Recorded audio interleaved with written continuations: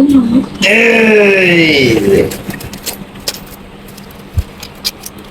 তো লেগে ঘুর তো কিনে দেবো দেখা যায়। হ্যাঁ, ব্যাংকে টাকা জমাইছে শুধু একটা গরু কিনবো, আর গরু কেনার জন্য মজা খাওয়া বাদ দেওয়ার টাকা জমাইছে। আসলে চিন্তা ধারণাটা খুব ভালো লাগলো আমার কাছে। আমার বাস্তির বয়স 6 বছর, এই বয়সে যে চিন্তা ধারণা আসলে খুব ভালো লাগার মতন। বিসমিল্লাহ, দেখি কয়টি হয় গরু কিনুন দাঁড়াইছে। কম পড়লে কি করবা? আমার দিতে হইব। আচ্ছা ঠিক আছে। আলহামদুলিল্লাহ, মনে হইতেছে ভালো টাকাই হবে। অনেক গুলেন পয়সা আর এমনি টাকা আছে।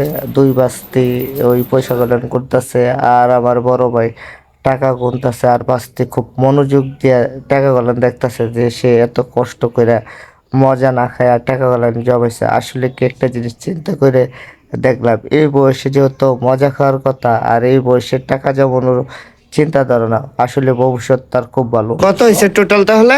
14,359 টাকা। এগুলো আছে আরো 60 টাকা, 62 টাকা, 14,362 টাকা।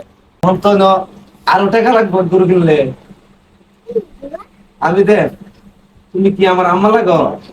আচ্ছা ঠিক আছে, তুমি আমার রাজকুমারী। হ্যাঁ, তাহলে ওর একটা পাপ্পা দাও। তারপর একটা আমি দেবো না। ঠিক আছে, ওকে।